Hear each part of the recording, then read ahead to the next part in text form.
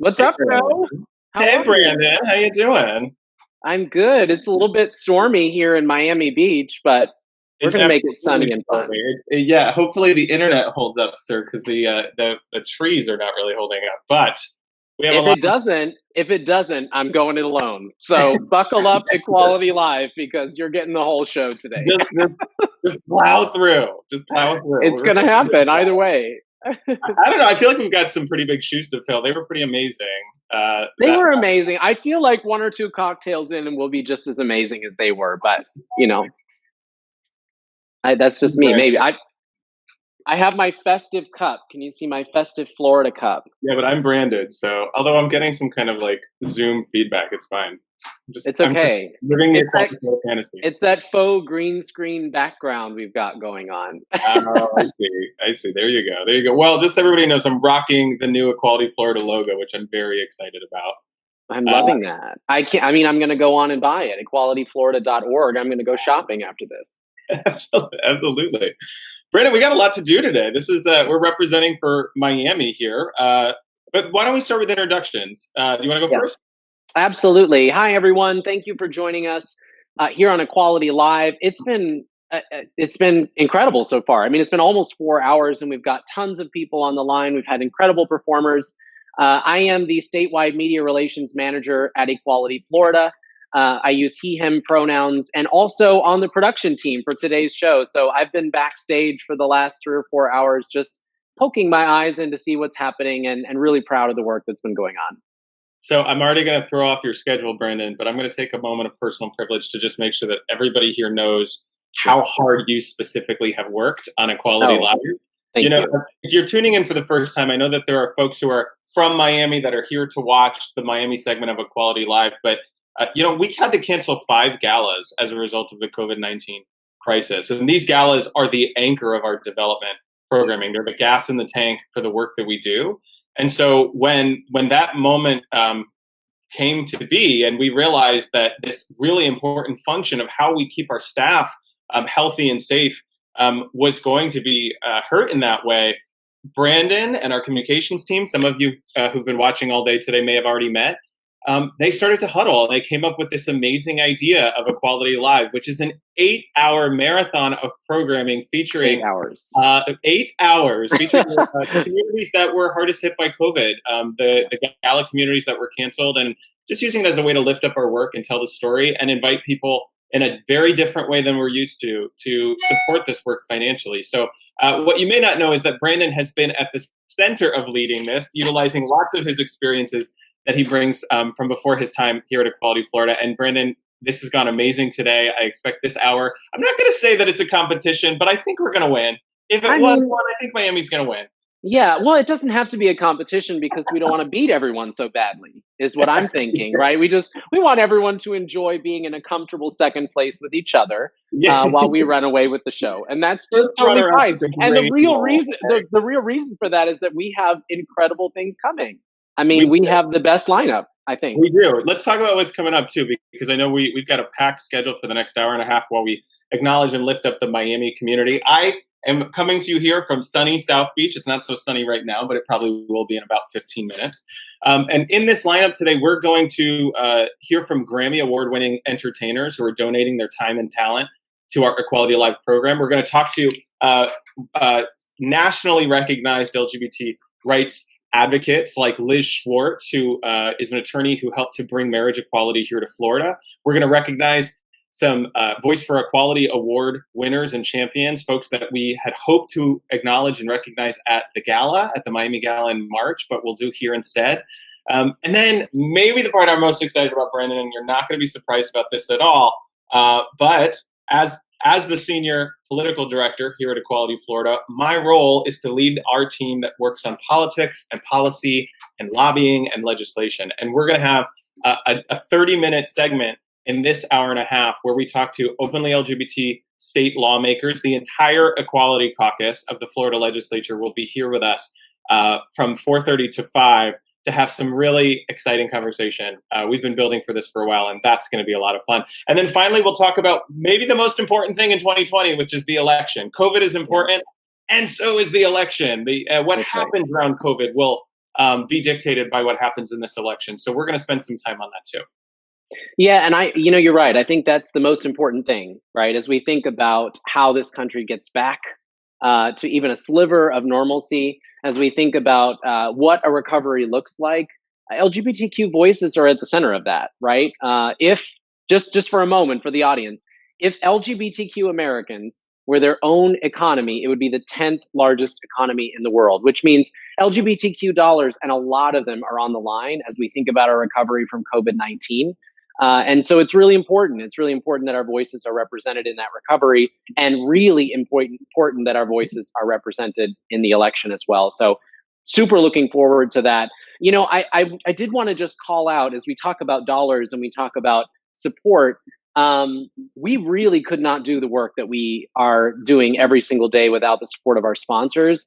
And specifically, we've got folks who are in the corporate sector, in the banking sector, and they're not just showing up for Pride, right? They're not just making fun rainbow colored logos once a year. They're not just wearing tube socks once in a while. They're actually doing the work of putting their money where their mouths are. They're supporting organizations all the way down to the local level. And so I say that because I want to call out a specific statewide sponsor, and that is our statewide presenting sponsor, PNC Bank, who's just done an incredible job of supporting us over the years. Continues to show up time and time again to make sure that we can continue to do this work for our community. So if you don't mind, Joe, I'd like to just take a moment to plug here and see what our sponsors from PNC have to say. Let's do it. Love it.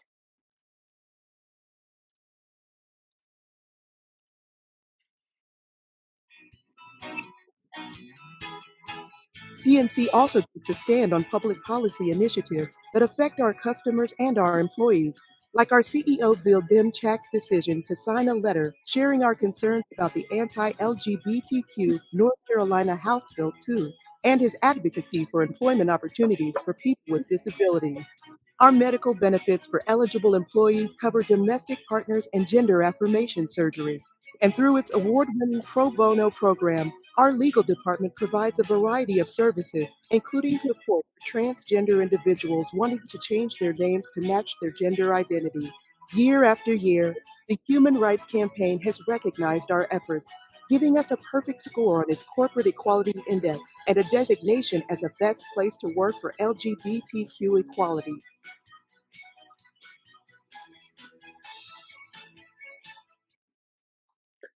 Wow. I mean, really, a fantastic partner all the way around. We really couldn't do it without PNC Bank. So really appreciate you, PNC. Yes, thank you so much, PNC. And it's worth just saying out loud how important our corporate partners have been in the legislative environment. Having companies like PNC, like Tech Data, like Disney and Darden that have been willing to, in the Florida legislature, say out loud that it's wrong that Florida hasn't created statewide protections that protect gay, lesbian, bisexual, and transgender Floridians from discrimination. Having that partnership has been so important in so many ways. So we really do appreciate the role that PNC has played, not just as a statewide corporate sponsor, but in helping to shift the way that this state as a whole thinks about the importance of inclusion and diversity. Yeah, you're absolutely right.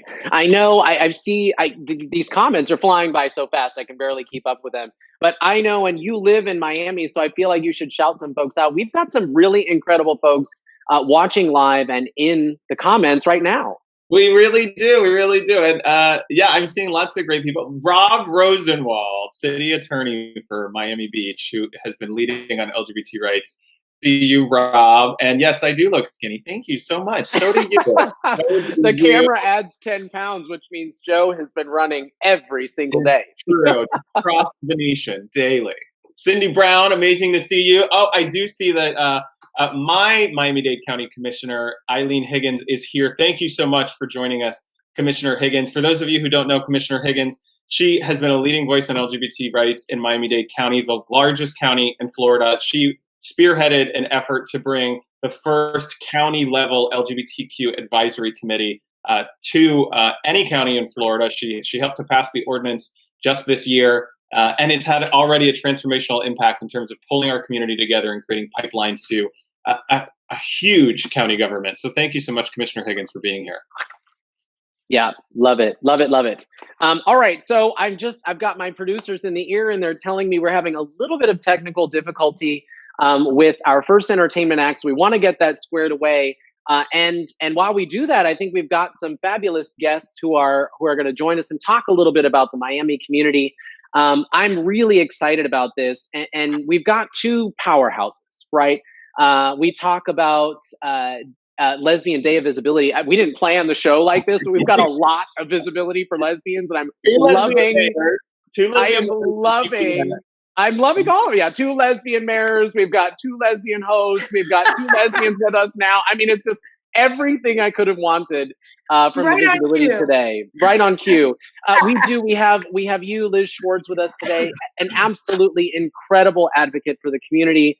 Doing all the things in terms of All the making sure things. we are all the things in terms of making sure we as a community are legally prepared for everything, specializing the expert in family law, talking us through estate planning, making sure that we have a seat at the table, being an advocate, being our voice. And then, of course, our viewers might recognize you most from linking arms with us in the fight for marriage equality and winning that fight here in the state of Florida. We are so excited to have you on, Liz.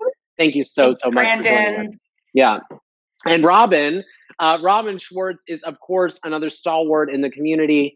Absolutely fabulous. A face that's been doing this work for some time, is super recognizable for all of those living in Miami.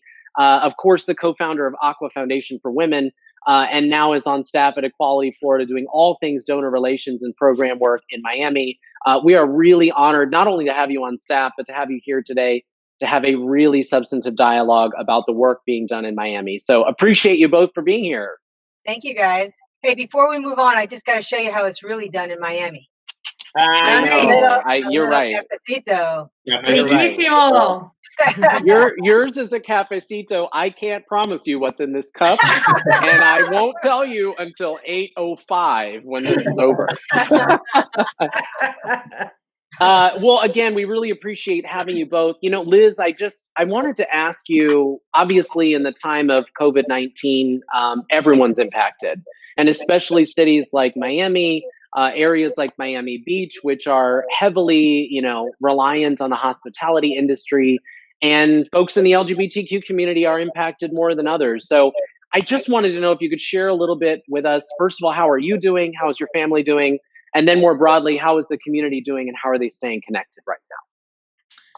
Thanks, Brandon. So Elizabeth Schwartz here from Miami, she, her, hers pronouns. I'm super honored to be with you all today. And this was just, I had to almost be reminded of when it was time to sign in because it's been such an amazing day. Definite award to Palm Beach for their best celebration of Lesbian Visibility Day.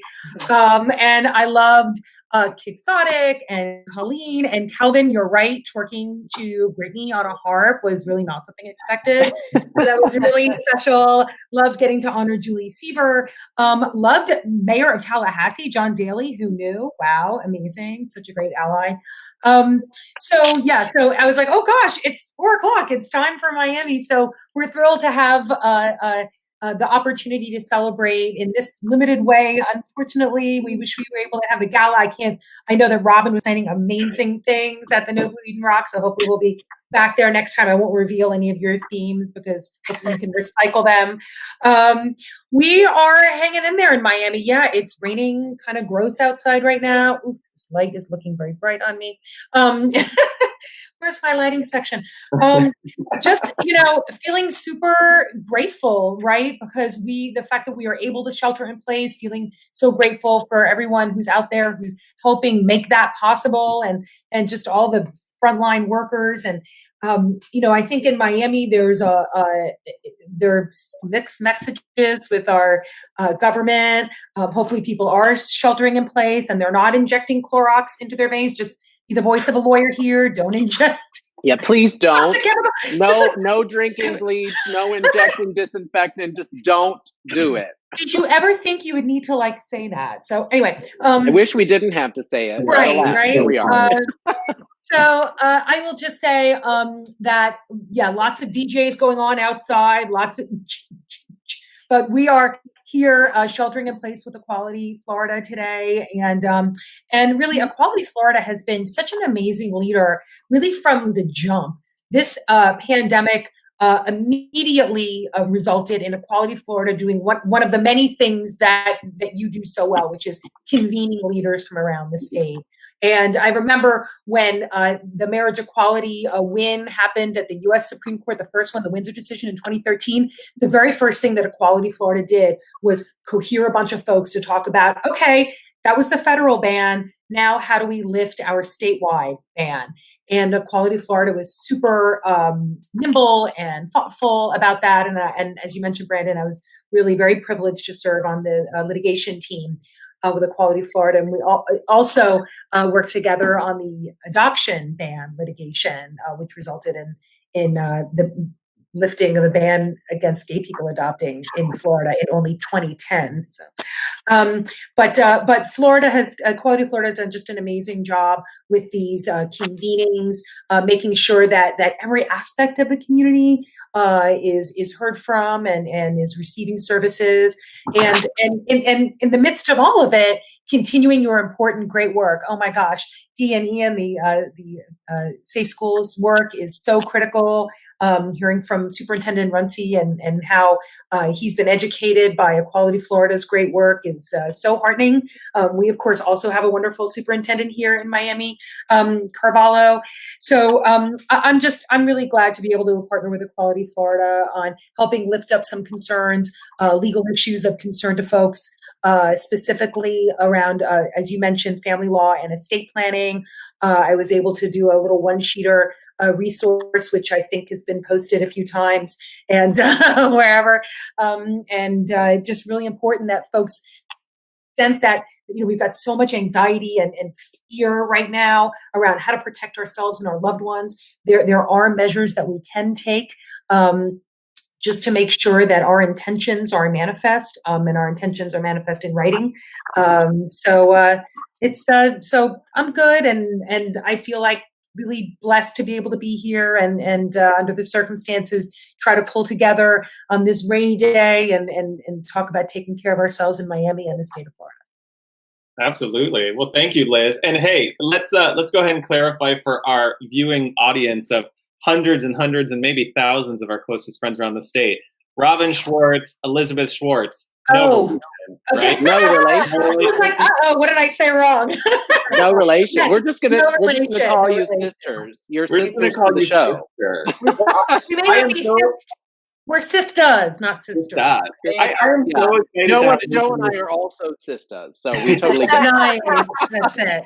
Yes, absolutely. But it's Lesbian Visibility Day, so stand down, bitches. Exactly. And that's exactly where I was going to go, which is I'm so excited to have both of you here because both of you in your own way have been transformational in the Miami LGBTQ market. If you're a person from Miami who's watching this broadcast right now, I'm sure you've heard one of these two people's names at some point. They have been in the press. They have been leading the fight for years and years.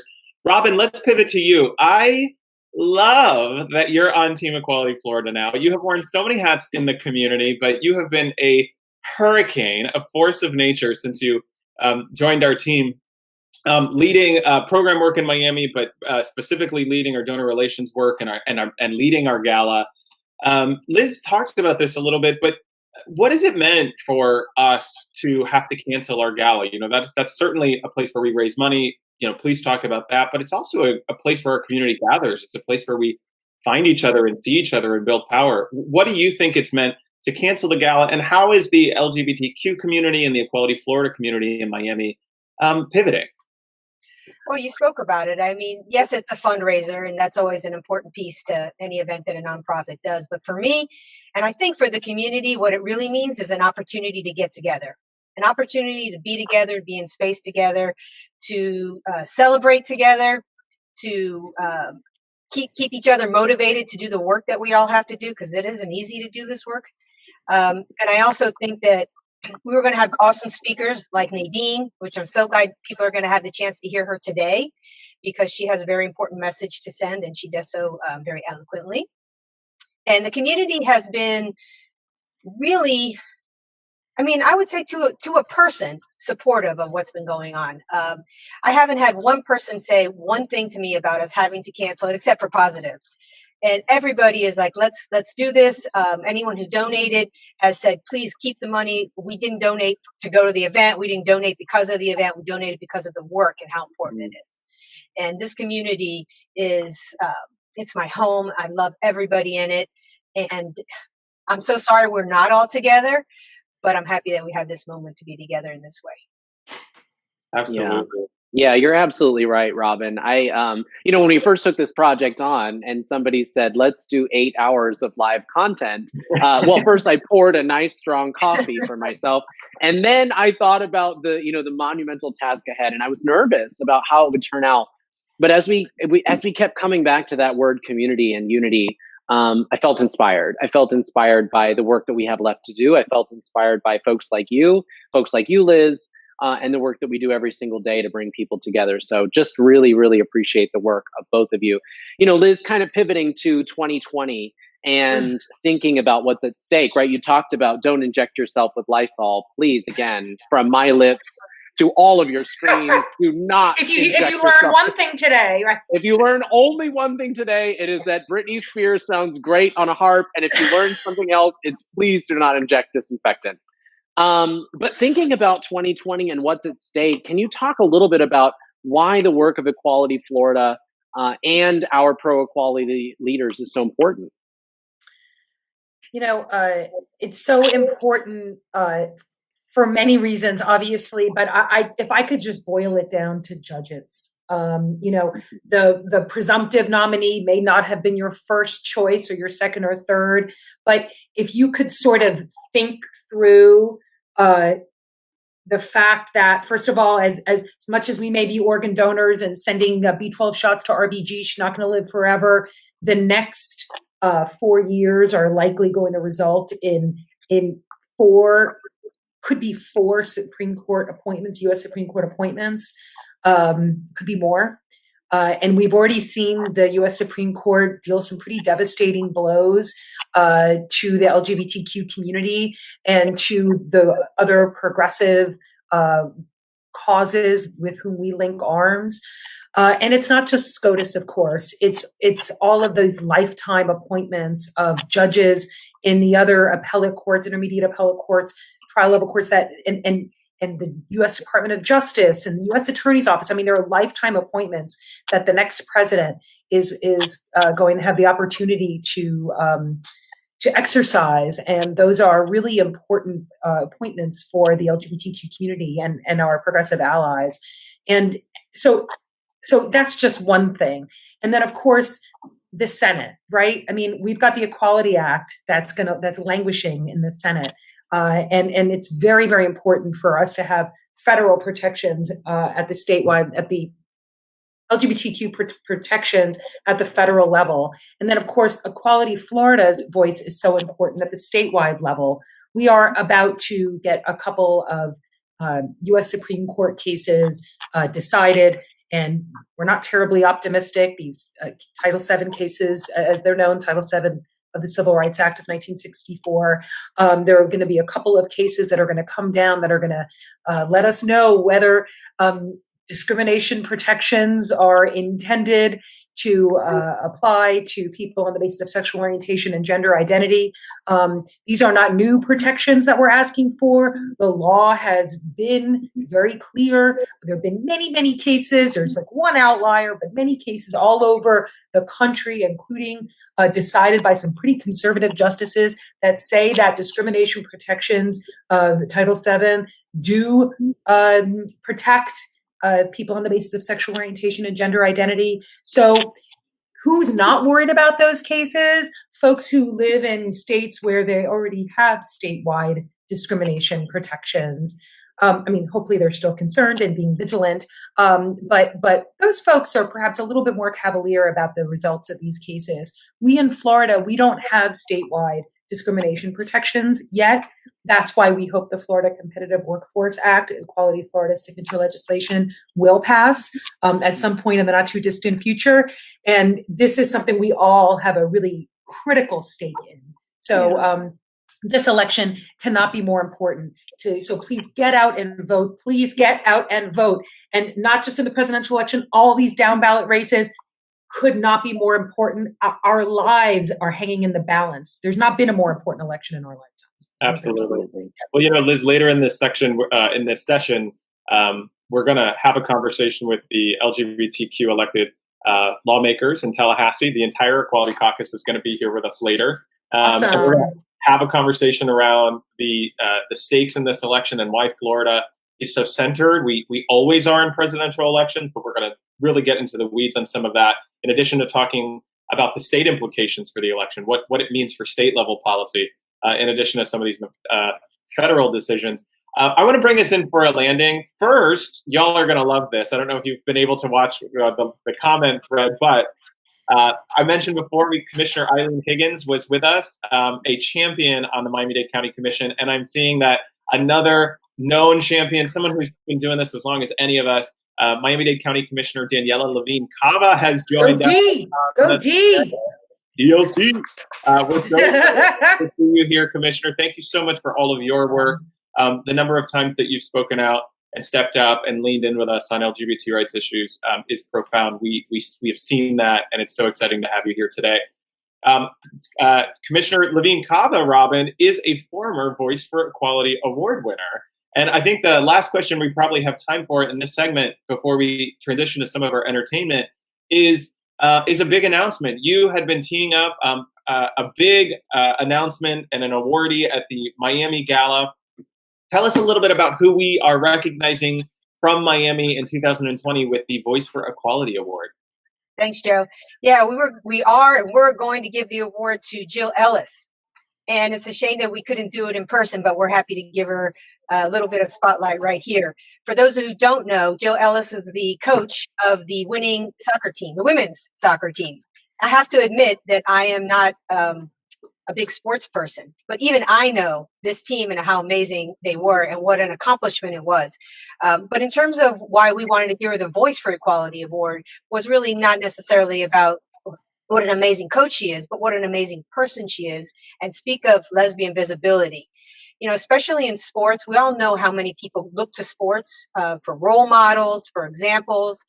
And I don't know about you, but I can't think of too many out lesbian coaches, players that are out there just being who they are. She has a lovely wife, Betsy. They live here in Miami, which is awesome.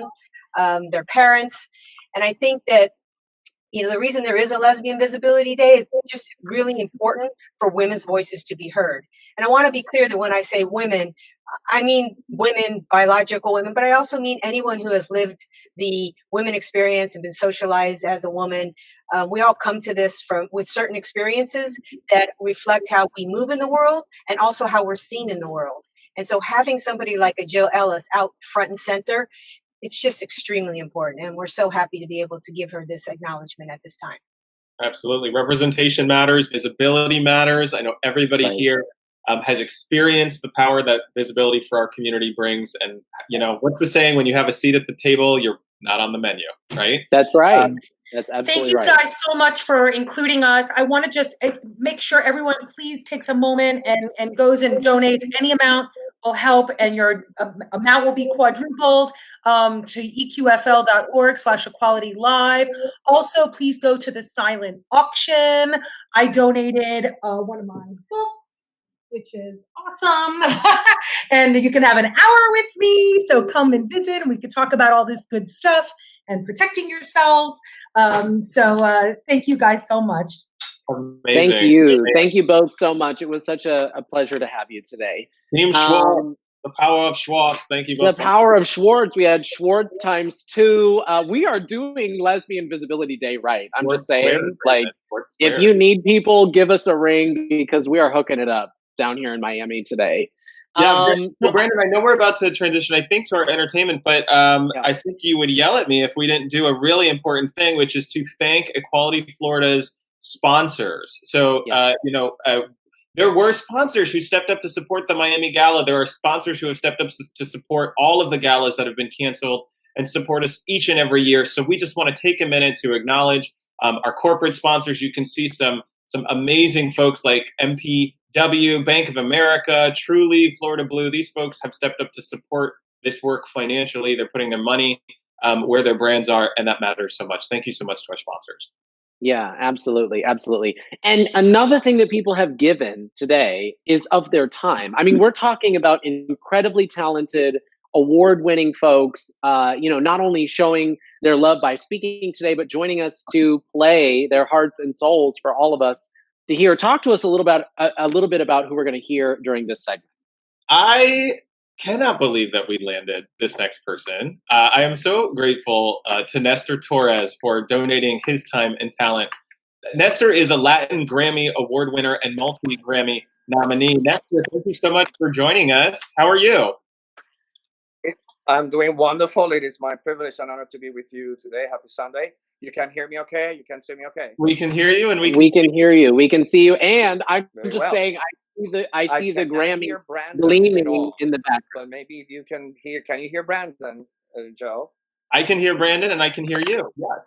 Okay, what is Brandon saying? Hi, Brandon. Brandon, Hey.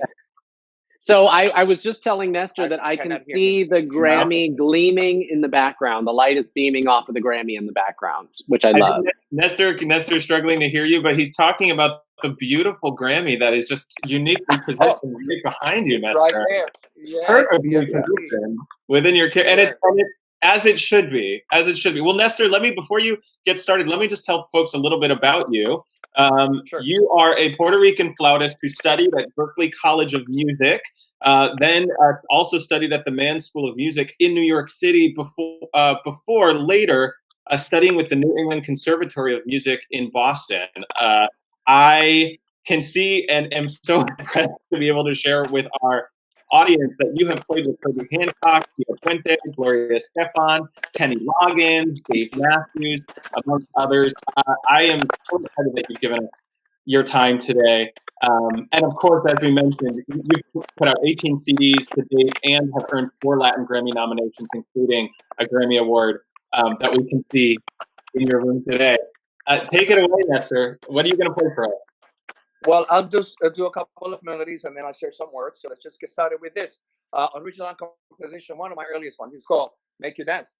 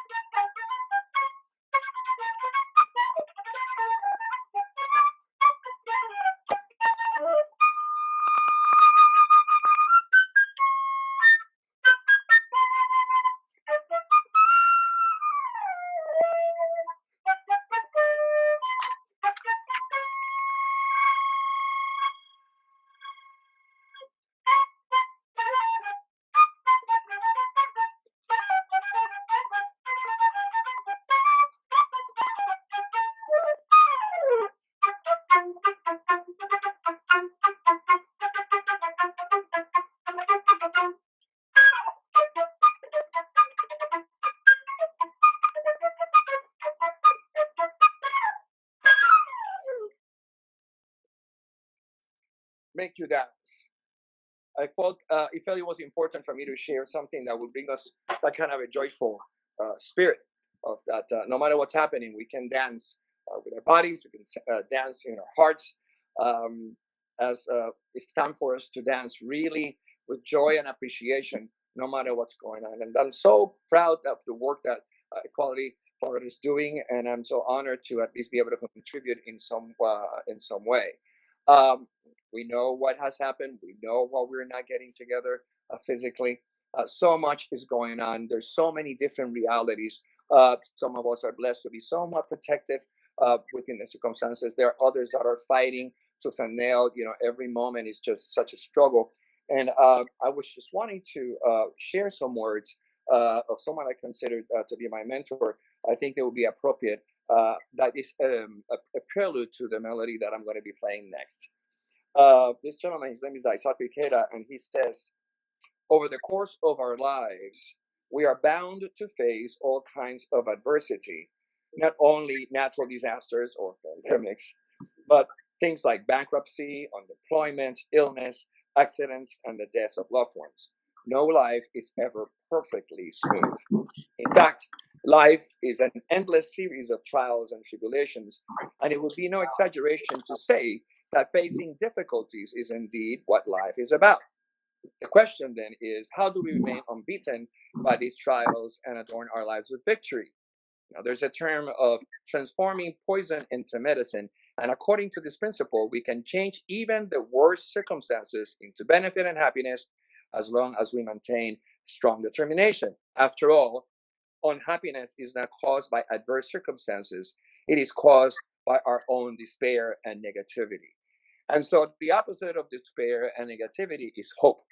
And today's a little crowded here by Bal Harbor. It's a little cloudy, but I know that sooner or later, because the sun is always shining, the sun is going to come out. And many times in that process, we get to see the rainbow, because the rainbow appears not in spite of the clouds, but because of them. And so, just like the sun is shining above, as long as we're alive, we have also that sun of life, that sun of infinite possibility within. So at a time like this, it's really crucial that we make that light from within shine through, because as long as we do that, then no matter how cloudy or stormy or uncertain our circumstances might be, we will inevitably be able to bring forth a magnificent rainbow of hope for ourselves, just like Equality Florida is doing, and why we're here together. So thank you for being here, and this is for all of you.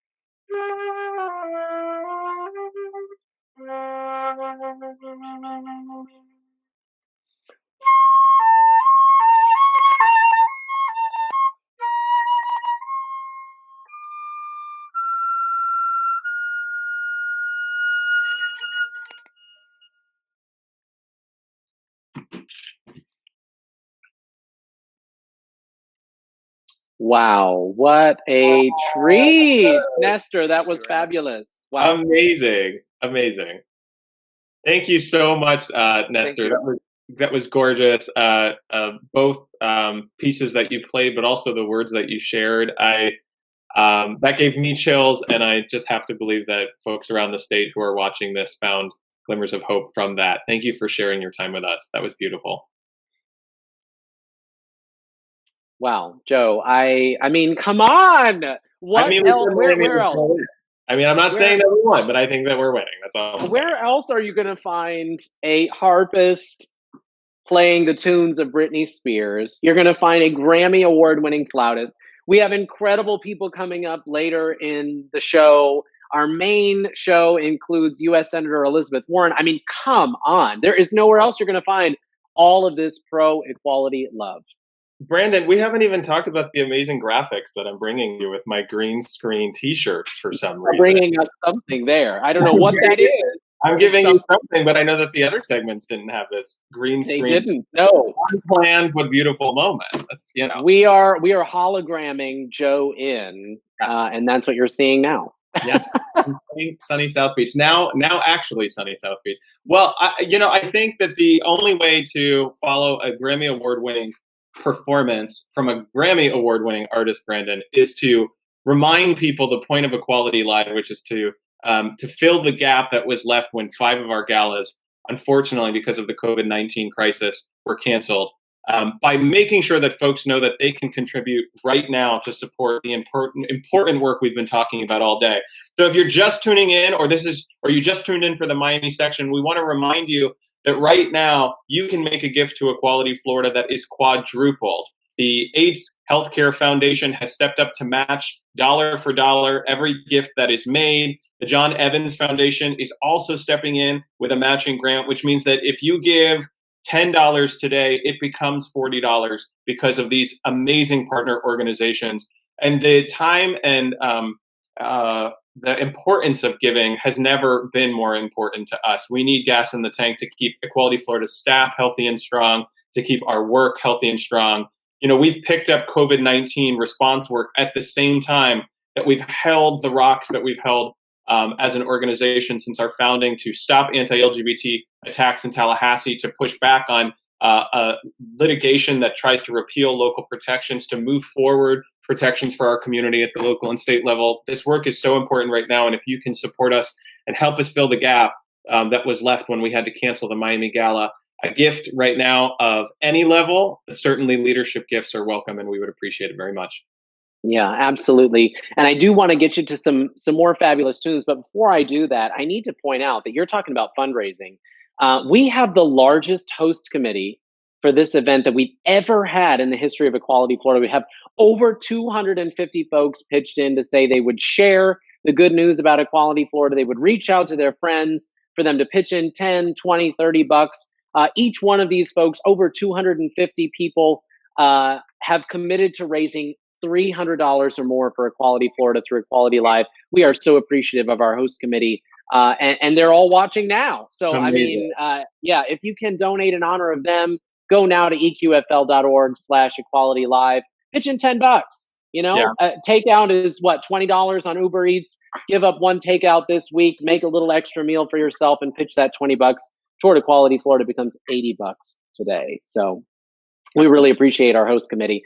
And with that, you keep talking about these fabulous guests that we've been able to snag for the show. I cannot believe the next artist that we have coming to the stage. The next person you're about to hear from is actually a semifinalist from America's Got Talent down in Miami. I hear they refer to her as the Cuban Adele. I simply cannot wait to hear from her. Yoli Mayer, are you there? I'm here. Yoli, so great to see you. Thank you for being on Equality Live. Thank you for having me, gentlemen. Thank you for doing this for our community. Now, Yoli, I don't know how much of our 6 hours of programming you've already been able to watch, but we had some incredible entertainment. I still have to say, though, I am so excited that you're here. I'm not saying it's a competition, but I'm just gonna sip my tea. Girl. Now we've just heard so much about you. We know you're going to knock this out of the park. The entertainment has been incredible today, and I expect nothing less from you. Go ahead and take it away, Yoli. My God, I can't have imagined a better way to get in the zone than with the flute. It was going and I was sipping my tea and it was fabulous. I'm going to sip it one more time. I know I don't have all day, but I'm excited to be here. This is a song that has lifted me through a lot of trouble in my life. That's all I'm going to say. Let me get the right one going here.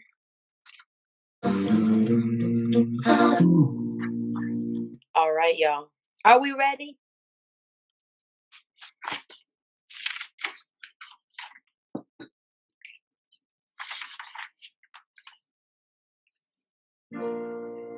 I heard there was a secret chord that David played and it pleased the Lord, but you don't really care for music, do you?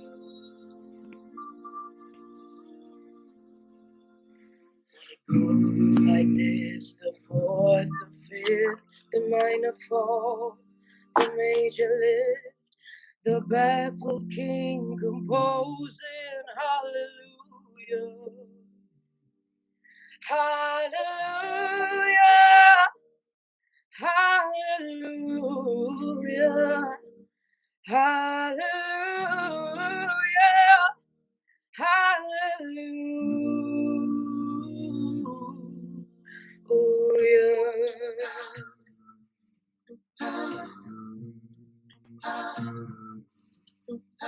Your faith was strong, but you needed proof. You saw her bathing on the roof. Her beauty in the moonlight overthrew you. She tied you to the kitchen chair. She broke your throne and she cut your hair. And from your lips she drew the hallelujah. Hallelujah. Hallelujah.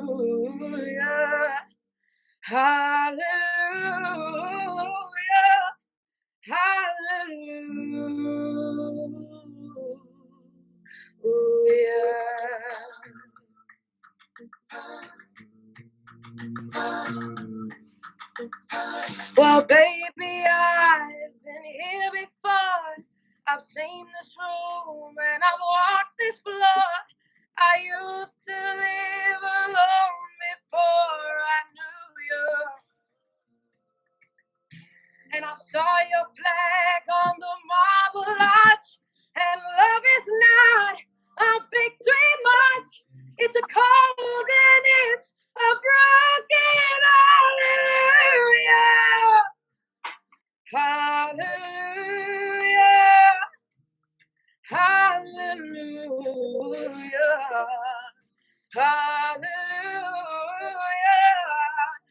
Hallelujah. Well, maybe there's a God above, but all I've ever learned from love was how to shoot somebody who outdrew you.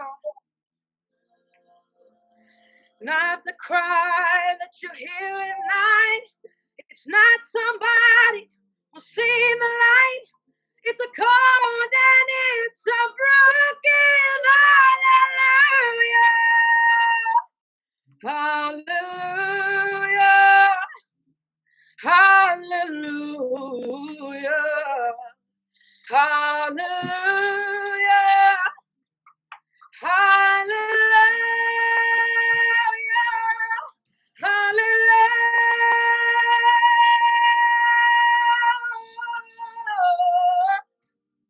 Hallelujah. Hallelujah.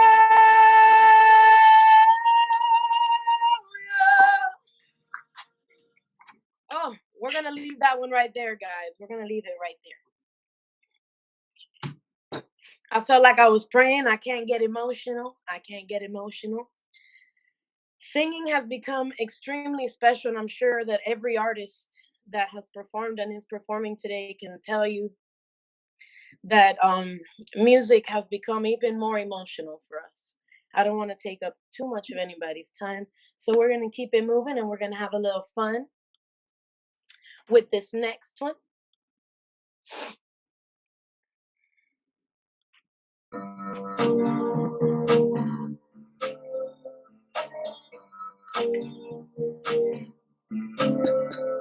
Havana, oh na na. Half of my heart is in Havana, oh na na. He took me back to East Atlanta, oh na na. Half of my heart is in Havana, my heart is in Havana. Didn't walk up with that, how you doing? Said there's a lot of girls I can do it. Do it forever in a minute. Papi says he got Malo in here. He got me feeling like, ooh. Knew it when I met him. I loved him when I left him. Ooh. Then I had to tell him I had to go. Na na na. Havana, oh na na. Half of my heart is in Havana, oh na na. He took me back to East Atlanta, oh na na. Half of my heart is in Havana, my heart is in Havana. Si tú pasas por mi casa y tú ves a mi mujer, tú le dices que estoy en Hialeah trabajando en factoría por culpa de Fidel. Si tú pasas por mi casa y tú ves a mi mujer, tú le dices que estoy en Hialeah trabajando en factoría por culpa de Fidel. Havana, oh na na. Half of my heart is in Havana, oh na na. He took me back to East Atlanta, oh na na na. Half of my heart is in Havana, heart is in Havana, Havana, oh na na. Havana, oh na na na na na. Havana, oh na na. And that's where we're gonna leave that one. Thank you very much for having me. This was beautiful. Wow, Yoli! Oh my God! Stop Are you it. kidding? We were already in a competition for best segment, but we didn't tell everyone that we brought the ace in the hole right there. Sorry about it. I had to Sorry about it. I had to represent. Yeah. So if folks who are watching want to find you, where can they find you? My name is Yoli Mayor on all platforms. On all platforms. And my website is yolimayormusic.com. Love that. I'll tell you, I stalked you a bit on YouTube, but I think you brought all that and more today. So thank you so much, Yoli. We really appreciate it having you. That's all I gotta say. You got it. Sang. Wow. Fabulous. What? How? What is happening today? I mean, Miami, really, man. It's Miami. Equality Live, pulling out all the stops. What a fabulous performance that was. I'm with. I think Representative Webb is here in the green room, and she said it. She said it first. We were brought back to earth there with a little hallelujah, and then she took us right back to the party after that. So really appreciate you, Yoli. Thank you for being with us. Joe, I think as we think about bringing us back to earth, and we talked a little bit with Liz and Robin earlier about the 2020 election, about the things that we have at stake. I wonder if you, as our senior political director, could talk a little bit about what is at stake in terms of both policy and the elections as we key up our next guest, who I think everyone will really enjoy. I think it was you who said it. Maybe it was Liz. Maybe it was one of our Schwartz Squared guest stars before. But You say this when you work in politics and you work in elections, every cycle feels like it's the most important election cycle of our lifetimes. But how could anybody question that statement in the 2020 election? I mean, holistically, it's hard in a COVID-19 world not to feel like sometimes we're in the middle of an existential tailspin. But when it comes to LGBTQ rights, I think the thing we have to say out loud, and we're going to spend a lot of time on this in our next section, is Florida is the South. Florida is the South. It doesn't always feel like it. Sometimes when you're in the bubble of Southeast Florida, you can feel a little bit of a disconnect. But the politics of Florida are Southern politics, and it has been a conservative environment for a really long time. There are attacks that we field and defend from every single legislative session. And the 2019 legislative session was no different. We're going to spend a lot of time on that. But also, Florida is a presidential swing state. It is the largest presidential swing state. We live in the most important political geography in the country. And what every single voter thinks and feels and how they respond in the 2020 election can literally shift the dynamics of the Supreme Court. It can shift the makeup of Congress. It can shift who is in the White House and who's leading, not just against this COVID-19 epidemic, but also on a lot of fronts that directly impact our lives. So it's an incredibly important time to be talking about politics and policy, which is my bread and butter. And I think that was my transition to bring on our guest stars. Is that right, Brandon? I think so. I think as you bring them on, I just want to temper people's minds around this idea. You talked about representation and Lesbian Visibility Day, and we've talked a lot about that. And we do have some fun while we talk about it, right? We joke a little bit. But at the end of the day, there is no substitute for representation. And I think that's why your guests matter so much, because as we talk about policy, as we talk about elections, the guests you've brought with us today are the representation that we need and deserve in those conversations. Absolutely. Well, let's get right into it. Let's phase into the next part of our conversation. We're going to welcome to the stage and to the floor two groundbreaking leaders in Florida politics, two folks who have shifted culture, changed hearts and minds, and are working to change policy every single day. I want to welcome to our stage State Representative Carlos Guillermo Smith and State Representative Jennifer Webb. Hello, Equality Florida. How are you all doing? Oh, okay. Hi, good afternoon, everyone. Hey, and so we're just going to caveat, Rep. Jennifer Webb is having some internet issues at home, but Rep. Webb, I can see you, I can hear you. You look like you're outdoors in sunny St. Pete. Welcome to the stage. Welcome to the stage. And Rep. Smith, I'm loving this rainbow flag. Where are you? Are you in your office? So I am in my district office in East Orlando. Hi, everyone. Carlos Guillermo Smith, he, him, él. And also, I was so excited about Equality Live today that I decided to dress up and put a suit on like I was going to an Equality Florida gala. And actually, this is the first time I've worn a suit since I left the state capitol in March when we adjourned session. But this is a special enough event to be supporting Equality Florida. I even did my hair, even though you can see it's a bit overgrown. Really trying here, but I know that my hunker downers out there can really understand what I'm going through. Absolutely. Yeah, I put on cologne for the Equality Live moment. I don't understand. But what? You smell fantastic, Joe. You. My hair's so long, I'm starting to look like Crystal Gale. I don't know. Absolutely. Well, I want to throw it to both of you to do some more formal introductions and just tell people a little bit about yourselves if they haven't heard of you yet. Which, if they haven't, I don't know how that's possible. You both are groundbreaking, news-making leaders in the state. But I just want to take a point of personal privilege. And I do this sometimes in the rare moments that all of us get together. But I am so inspired by the work that both of you do. Representative Jennifer Webb, the first lesbian lawmaker elected ever to the Florida legislature. State Representative Carlos Guillermo Smith, the first Latinx legislator elected in, you're over here for me, elected in Florida. We just had a great conversation, Brandon and I, about how important representation is and how just being in the room changes the conversation. But give us a little bit of background on yourselves. Rep. Webb, maybe you first. Tell folks where you are, where your district is, and what got you into political life.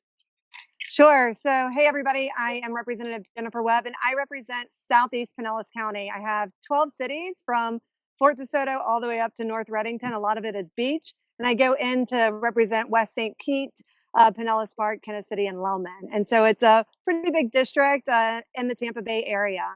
And I'm happy to be here. Welcome, welcome. Thanks.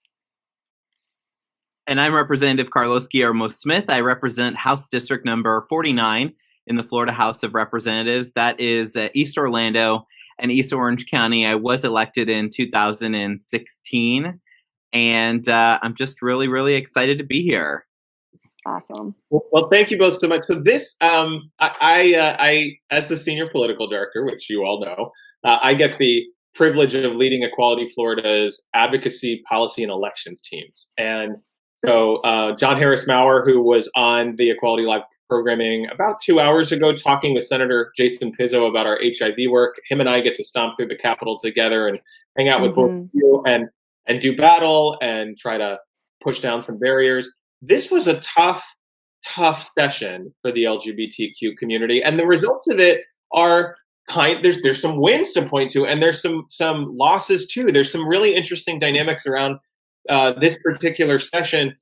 Rep Smith, let me start with you to kick us off. So this session, we had to play a lot more defense than we have in the past. Now, every session, something happens, something pops up. It is still in some parts of the state. You still get political points amongst some conservative base voters to attack LGBTQ Floridians. So we do battle often, but this particular session, we started the session with a slate of 8 anti-LGBTQ bills that, had they passed in the form in which they were filed, would have repealed some really hard-fought and really important protections at the local level. Can you start by just telling us a little bit about the slate of 8? What were they? What kinds of bills were they? Where did they come from? And where did we go?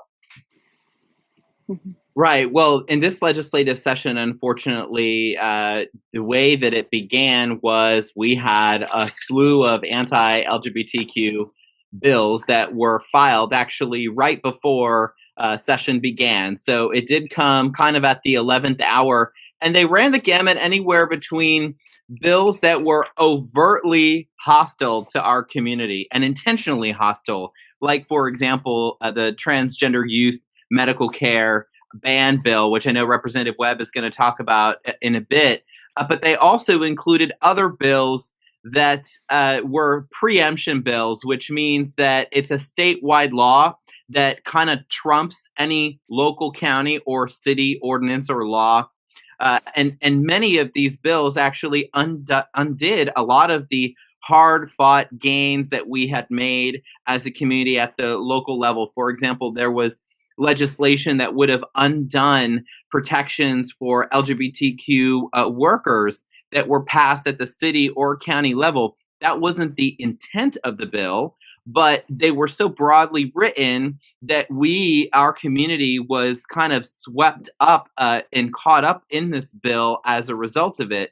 So what we found in this legislative session, like we find many times when this happens, is that many lawmakers, particularly Republican lawmakers who are in swing districts, they don't like it when we rightfully tag them as promoting anti-LGBTQ policy, because in 2020, sometimes that's not really in vogue in their purple districts to be perceived as anti-LGBTQ.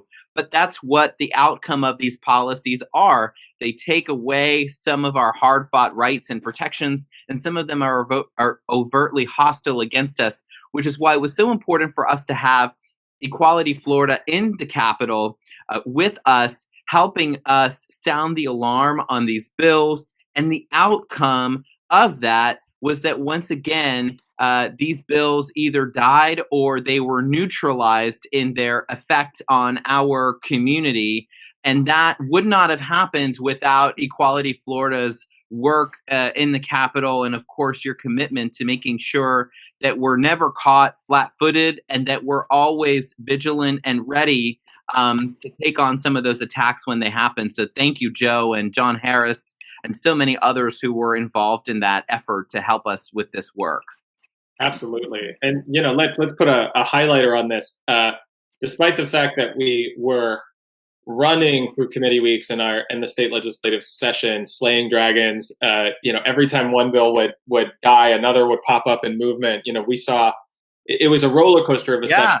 But yet again, we ended this session with every piece of anti-LGBTQ policy killed. Not a single bill that repeals our local protections or rolls back these hard-fought protections made it to the governor's desk, which was a huge and momentous win. And frankly, something that both of you and Representative Chevron Jones, who's going to be joining us later, played a big role in. Representative Webb, so the most insidious, the most despicable piece of legislation that we saw, not a bill that just out of lack of thinking or lack of centering LGBTQ experience harmed us by accident, as some of the bill sponsors or some of the slate of 8 might have said, but one that was filed specifically for the purpose of attacking some of the most vulnerable in our LGBTQ community in Florida, the transgender youth medical care bans. That was introduced in the House and the Senate. And as you remember, as we all do, that was a bill that, had it passed, would have put doctors and healthcare providers in prison for 15 years if they provided any transgender or gender identity-related healthcare to a young person in Florida. Can you tell us a little bit more about what you thought of that bill? Like, where did it come from? Why did we see it in this session? And also, we did kill it. We killed that bill right in the cradle. But how did that happen? What was the story of our success? How did we stop it from moving? Okay, so first, and I'm really glad you asked me about where it came from, because we saw a new wave of coordinated attacks across the country towards our LGBTQ plus community. And this exact bill was filed, or nearly exact bill was filed in states across the country, from South Dakota to South Carolina and Tennessee. And so, and it's particularly because the far right gets points for being not only anti-LGBTQ plus, but also celebrating their hate towards our community.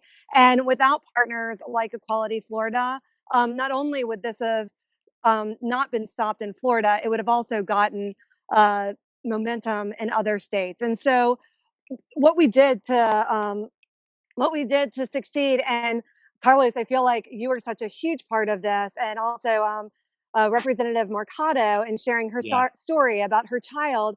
But we quickly, and Equality Florida quickly pulled together mothers of trans children, the trans community, our burgeoning LGBT caucus, me, Carlos, and Chev Jones, to speak out against this bill and to organize against this bill. And where they were initially going to bring it up to a vote, they quickly changed it to just be a workshop, which means that nobody takes an up or down vote. That's because they saw, the writing was like graffiti on the wall, that they would have been really negatively impacted. Even their own members would have gotten a lot of resistance for voting in favor of such a hateful bill. And so we were able to stop it, but not only stop it in Florida, really stop the momentum across the United States. And that would not have been possible without Equality Florida. And Equality Florida does this time and time again. And we really are a bellwether state when it comes to anti-LGBT legislation, and how effective we are in stopping it here really kind of is an early indication for how effective other states will be. And so, from the bottom of my heart, for a community that raised me and helped me get elected, I am so grateful for the work that y'all do, not only in session, but outside of session, and coordinating and helping to get members like Carlos, myself, and Chev into office. So, Absolutely. Yeah, lots of love. So we're gonna, our producers are telling us how quickly we're running out of time, but I want to just give a couple of shout outs first. Happy birthday to former State Representative David Richardson, who has joined us on the live feed. That means that with David Happy birthday. Every openly LGBTQ state lawmaker ever elected in Florida is now part of Equality Live. is having this conversation. Welcome, David, Representative Richardson. Thank you so and much. A lot of joining. Future state representatives and senators who are openly. I have no doubt. And also from SAVE, this is the Miami segment. I want to acknowledge that Orlando Gonzalez, the executive director of SAVE, has joined on the thread as well. Welcome, Orlando. Yes. All right. Final question for the two of you, and we're going to do this lightning round, 30 seconds or less, and then we're going to bring on Chev. Why is it so important to have Equality Florida in the state capitol, strong and healthy, doing the good work right now? Carlos, Representative Smith, you first. Well, look, I mean, the reality is that in Tallahassee, with a 60-day legislative session, we have to be able, as a community, to act fast when things happen. To our point earlier, a lot of these anti-LGBTQ bills dropped at the 11th hour. And the reality is that having Equality Florida as citizen advocates in the building, being able to be the rapid response team on issues related to equality is really, I mean, the difference between Florida either passing some of these terrible bills or not passing them. And the reality also is that even though representation matters, and you have folks like myself, Representative Webb, Representative Jones, who are openly LGBT members of the legislature, sometimes some of this work is happening outside of our committees, or in the case in the Florida Senate, outside of our chamber. And we, sometimes can't really make the impact that we need to right at that moment, which is why it's so important to have John Harris there in the Capitol, because although some people may disagree, we can't do it all ourselves. Absolutely. Absolutely. And I don't know if it's my connection or yours, Representative Smith, but I'm going to take ditto to what Representative Smith said, but I also want to talk about the important work that you do, that you have done to get people elected and in the past, and that it does matter to have representation for our community in the rooms, in the lunchroom, in the break room of the House chambers, having those conversations one-on-one with our colleagues who might not even consider how an attack on home rule is also an attack on our community and on our families. And so you really run the gamut, not just being there and working around the clock during a very short session, but also in terms of making sure that we have representation in the rooms, on the floor, in the break rooms. And so you are an invaluable part of pressing and marching forward for our community. And so I'm grateful to be here. And I know that we're also all members of the host committee. That's how much we value y'all. So Representative Smith, Representative Jones, and myself are also proud members of the host committee. And I know that they join me in saying, make sure that you give.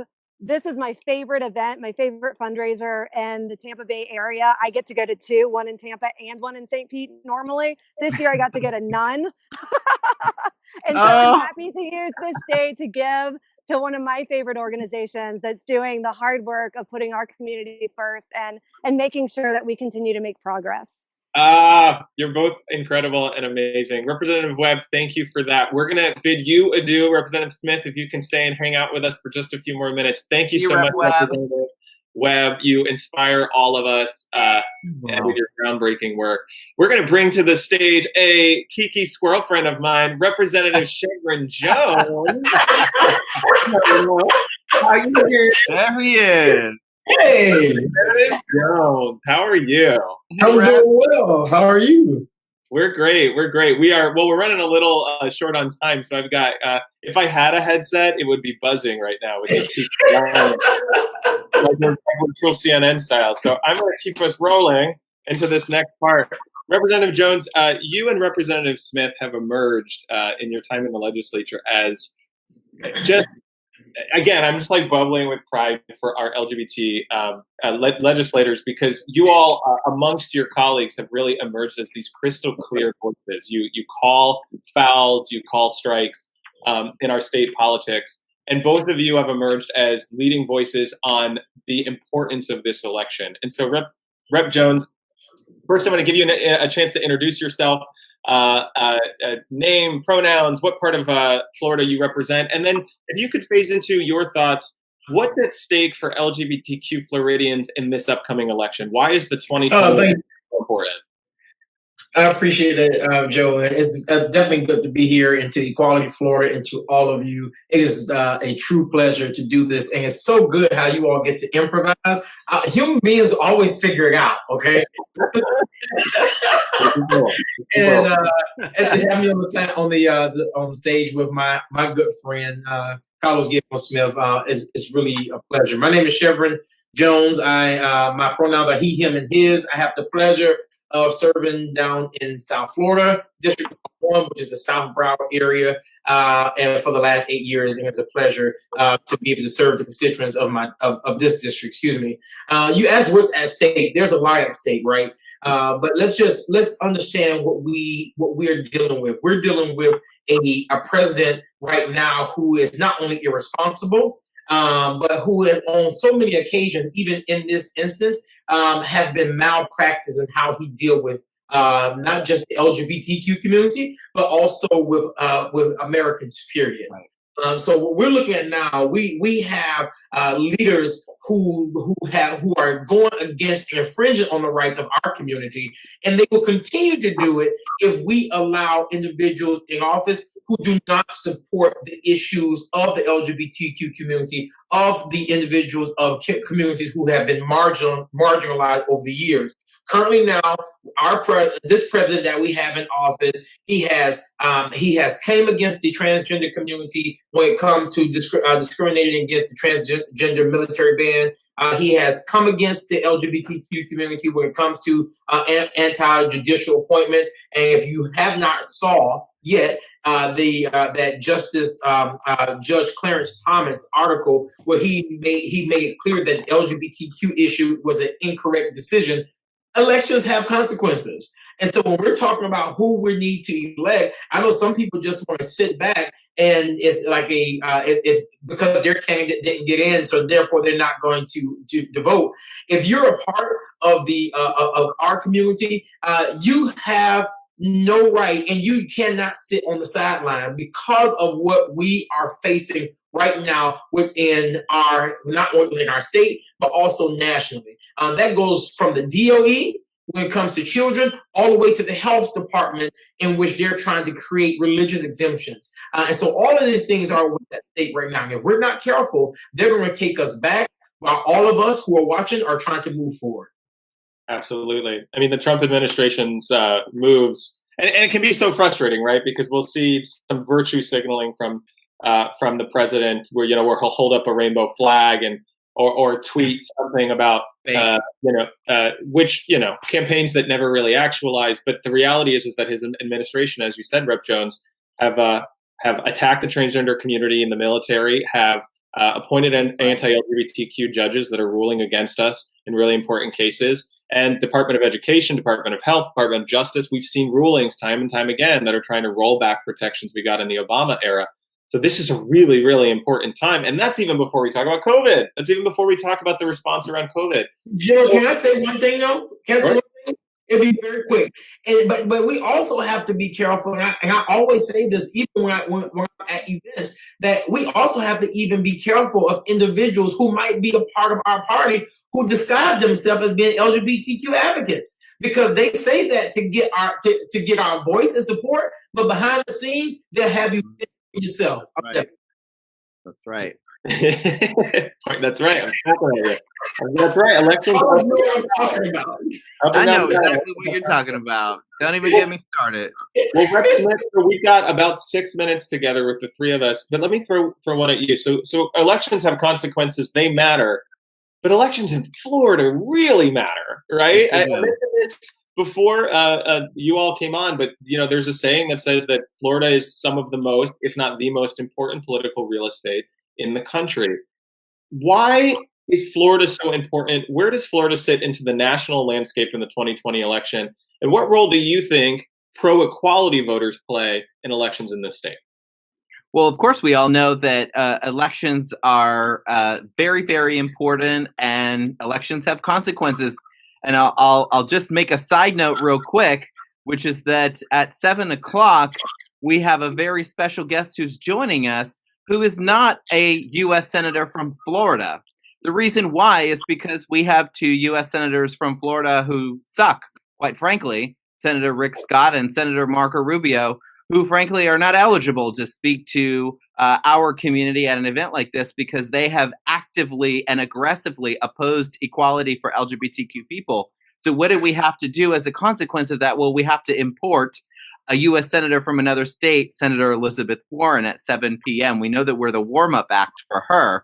But I say that just to remind everyone that elections have consequences. Florida is, of course, going to be a key state in this upcoming presidential election. But I think what our LGBTQ community understands or needs to be reminded of is that here in Florida, our community turning out for elections and supporting pro-equality candidates can be the difference and is the difference, especially in razor-thin statewide elections like we have in Florida, between us electing a pro-equality candidate and not electing them. So just to remind everyone, in 2018, because Florida does have a history of electing statewide candidates by razor-thin margins, in 2018, Senator Rick Scott, unfortunately, won his election to the U.S. Senate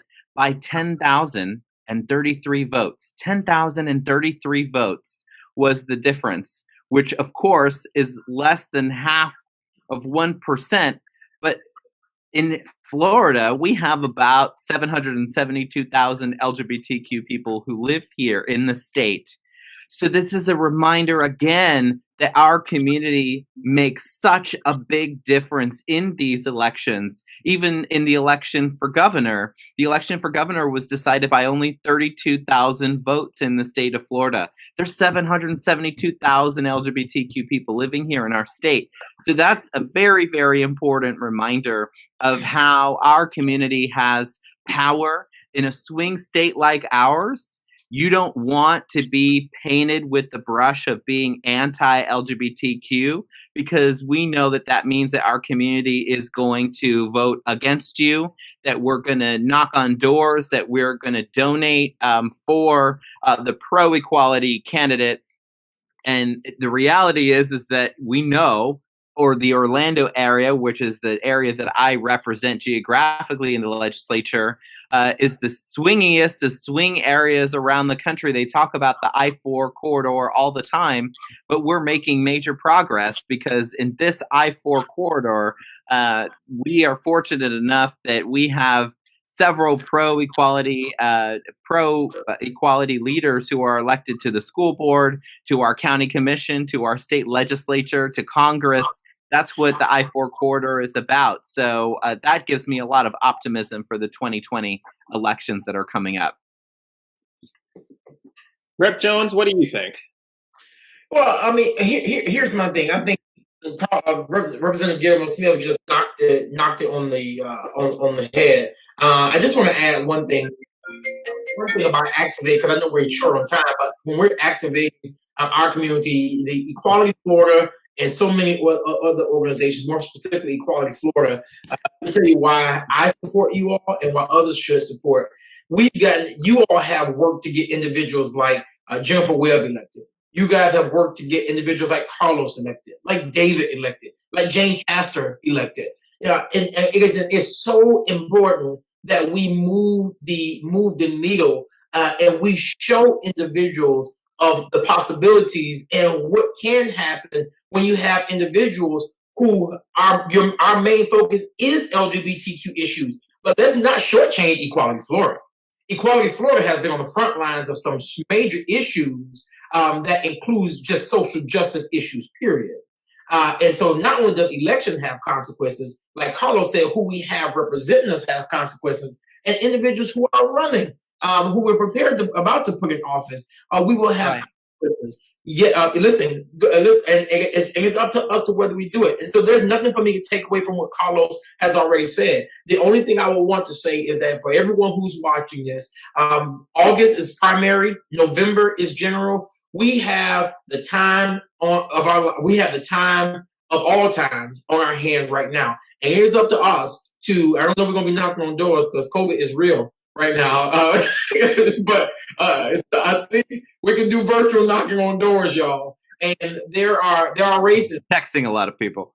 That's right. Whether it's me or whether it's anyone else, that we have a job to do to support Equality Florida, to take everything Carlos just said and move the agenda to make sure that we make Florida. I know we are a southern state, but Florida is changing. And I'm going to tell y'all this, give Florida about another 5 years, because as long as we keep elected individuals who are going to keep speaking up like we're doing, we're going to be just fine in a few minutes. Well, with leaders like you in the legislature, I hope if there's one takeaway that folks watching, our thousands of Kiki Squirrel friends watching us today, if they take one thing away, I hope it is that there are smart, effective, talented LGBTQ lawmakers that are centering us, that are bringing our experiences to these corridors and rooms of power, and that impact is real, that having you both there with Representative Webb was why we slayed 8 dragons that, had they passed, would have repealed our protections. So thank you both for being here. Thank you for running. Thank you for serving. Thank you, Equality Florida. Thank you. Thank you for participating in the conversation today. And a fun reminder for all of our friends as Brandon comes back on. Representative Webb, Representative Jones, and Representative Smith will all be on the ballot in the 2020 election. Both Representative Smith and Representative Webb are running for re-election, and Representative Jones is making a history-making bid to be the first LGBTQ lawmaker in the Florida Senate. So 3 important races to watch. Check out their websites, check out their swag, and maybe go learn more about those races. Yeah, you're absolutely right. And I so appreciate the conversation that you just had. I look up to these lawmakers so much. And, you talked about representation and the important and powerful impact that representation has. It is because we have lawmakers at the table that we're able to battle back against discrimination. It is because we have lawmakers at the table that we're able to shape the future of Florida. It's because of lawmakers like Representative Guillermo Smith, Representative Webb, Representative Jones. It's because of lawmakers like that we can talk about a Florida that in 2, 3, 4 years' time looks totally different than today, a Florida where LGBTQ people are treated with the same dignity and respect as everyone else. But the reality is, and I know you want to get to this part, the reality is that they can't do it alone. As Representative Guillermo Smith said, they can't do it alone. They have to have organizations like Equality Florida doing the work on the ground, not just to fight against discrimination, not just to fight for legislation that protects and uplifts us, but also to fight these battles in an election landscape that is dicey, right? In an election landscape that demands that we turn out in record numbers. Well, and listen, an important point to make, Brandon, is when I was elected to the Florida House in 2012, before that time, there had never been an openly LGBTQ member of the Florida legislature. The attacks that we saw were worse. They were more consistent. They were harder to beat back. And now we have 3. And so this conversation around why elections matter, just in that context, is so crystal clear to me, having observed how the Florida legislature has changed by having LGBTQ people at the table. But let me say this. In Florida today, Representative Smith talked about the over 700,000 LGBTQ Floridians who live in Florida. What we also know is that it's not just LGBTQ people who care about our issues and center them in elections. They're, our parents, our friends, our family, our PFLAG moms and dads who say, I will not support a candidate unless they support my kids, unless they support full equality for every American, especially LGBTQ Americans. That community of people grows to 1.4 million voters in Florida. And I would just want to close off our section before we move on to say, the Miami Gala and the Tallahassee Gala and the Palm Beach Gala in a presidential election year are so important. Our ability to walk into an election cycle healthy and strong with the resources that we need to turn out our community, to make sure that our elected LGBTQ champions are coming back and that caucus is growing, to be able to hold accountable the elected officials who come for us with their bills and their pandering and their kind of gross politics. That is so essential right now. And so we don't have a Miami Gala, but what we do have is a matching grant from the AIDS Healthcare Foundation and a matching grant from the John Evans Foundation that allows a gift made to Equality Live today to be quadrupled. So help me do some math, Brandon. If somebody gives $25 through this fund right now, how much does that become? I think it's becomes $100. $100. If you give $100, it becomes $400. If you give $1,000, and I know that there are some people watching this thread right now who haven't made your sponsorship yet. Maybe you waited. We're going to wait until the Miami Gala actually happened. If you can give $1,000 today, you're going to get $4,000 raised for Equality Florida and our elections program, our work to mobilize 1.2 million voters in Florida, a state where races statewide are won or lost by 10,000 votes. I can't think of a more compelling reason to make a gift right now, today, to Equality Live. Get it matched, quadrupled, lean in with us, and let's win Florida in the 2020 election. Yeah, absolutely. And super powerful. I can't think of any more important work that we could be doing as an organization. I can't think of any more important work that we could be doing as a society. Democracy really matters, especially right now when it's on the line. We at Equality Florida are doing everything we can to do exactly what you just said, which is turn out voters in record number in November. So with that, I think we've done all we can. We've thrown the Grammy Award winners at you. We've thrown America's Got Talent at you. We've given you the powerhouse lawmakers that spend their time in Tallahassee fighting for full equality. And with that, I think we need to round out our travels around the state and check in what's happening in St. Pete. Do we have Michael and Renee in St. Pete? Sunny St. Pete. Hello. So now the show actually starts. Oh wow! Why It's is that? not a Because I can go competition back until it to the is, freezer, right? The gauntlet has been dropped. It's good. Cheers. Cheers. Well, Cheers, you y'all, guys.